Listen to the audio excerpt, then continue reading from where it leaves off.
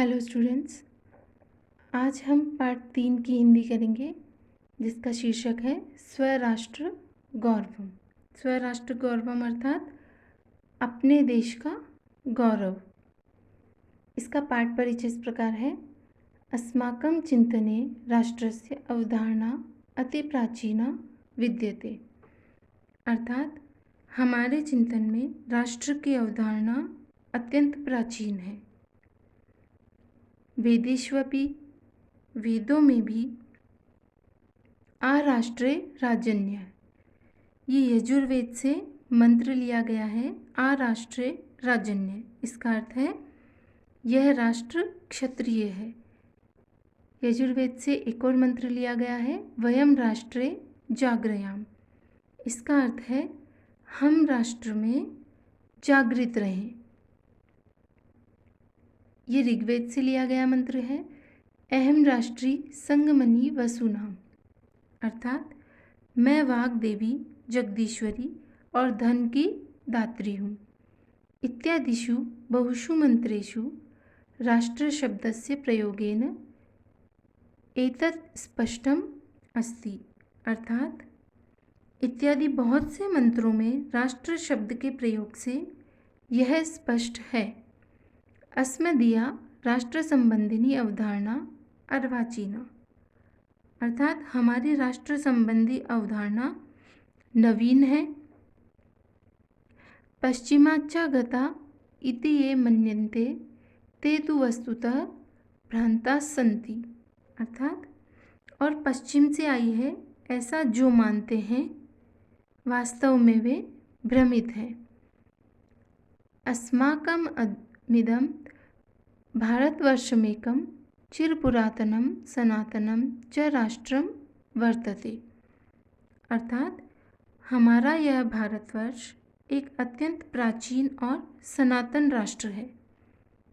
किंत्वत्र ऋषिभिः मुनिभिः कविभिः तत्त्वचिन्तकैश्च केवलं भौतिकं भौगोलिकं राजनैतिकं च घटकमेव राष्ट्रमिति नैव मतम, अर्थात किंतु यहाँ ऋषियों ने, मुनियों ने, कवियों ने और तत्व चिंतकों ने केवल भौतिक, भौगोलिक और राजनैतिक घटक को ही राष्ट्र नहीं माना है। राष्ट्रम इति यदुच्यते तदत्रैकं चेतनम सांस्कृतिकम घटकम मतम, अर्थात जो राष्ट्र कहा जाता है वहाँ एक चेतन और सांस्कृतिक घटक माना गया है। वयमिदं राष्ट्रदेवं मन्यामहे, अर्थात हम इसे राष्ट्र देवता मानते हैं। एतद् वे भारत अस्माकं दृष्टो न कश्चित् मृत्पिंडो वा भूखंडो वा विद्यते अपितु मातृभूमिरस्ति, अर्थात वहाँ एक चेतन और सांस्कृतिक घटक माना गया है।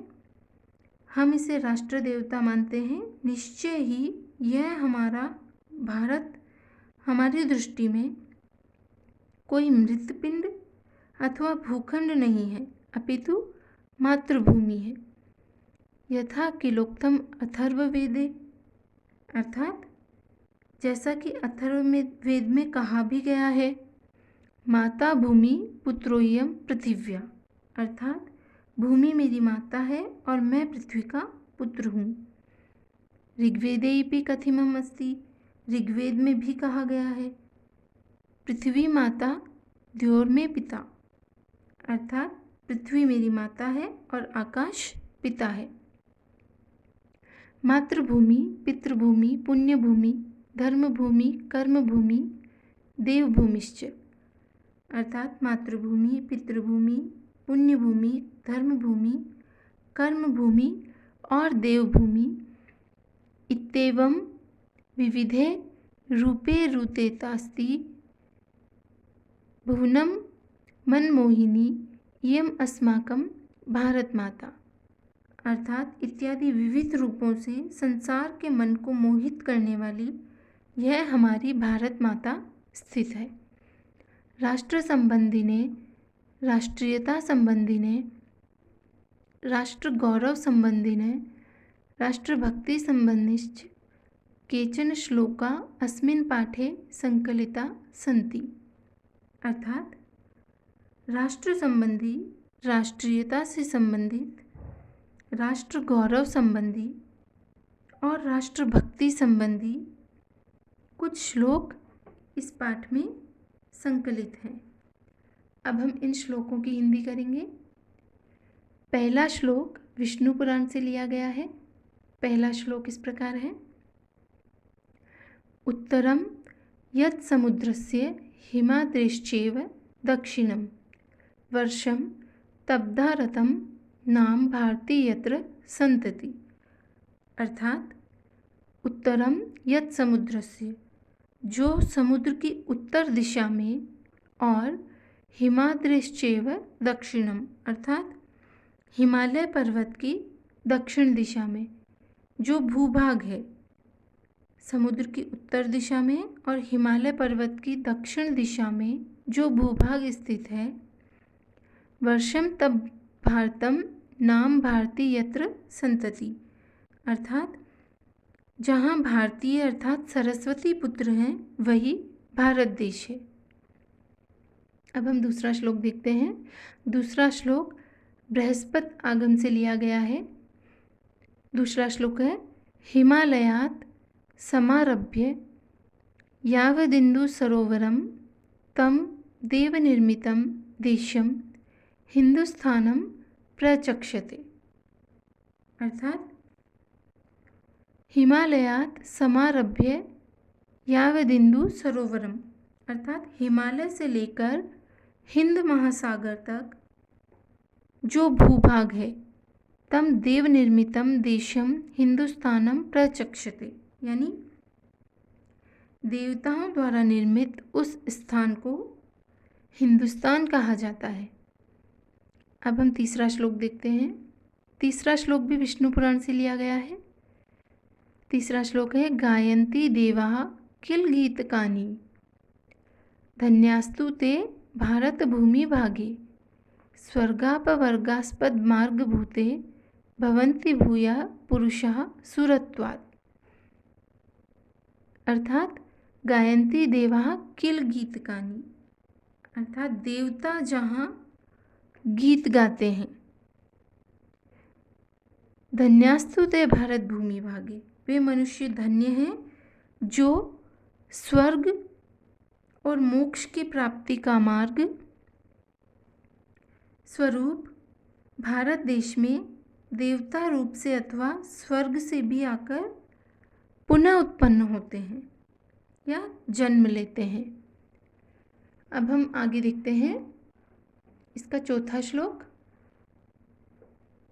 चौथा श्लोक बृहन्नारदीय पुराणम, अर्थात बृहन्नारदी पुराण से लिया गया है। चौथा श्लोक इस प्रकार है। संप्राप्य भारतीय जन्म सत्कर्मसु परांगमुख पीयूष कलशम हित्वा विषभाण्डमुख प्राशित। अर्थात भारत देश में जन्म प्राप्त करके भी जो मनुष्य सत्कर्मों से विमुख होता है, वह अमृत के घड़े को छोड़कर जहर के पात्र को ग्रहण करने वाला होता है। अब हम पांचवें श्लोक की हिंदी देखते हैं। यह मनुस्मृति से लिया गया है। एतद्देश प्रसूतस्य सकाशाद गृहजन्मनः स्वं स्वं चरित्रं शिक्षेरन् पृथिव्यां सर्वमानवाः।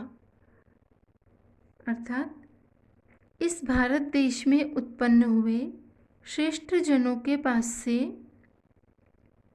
पृथ्वी पर सभी मनुष्यों को अपने अपने अनुसार गुण व्यवहार आदि की शिक्षा प्राप्त करनी चाहिए। तो स्टूडेंट्स, आज हमने 5 श्लोक की हिंदी की है।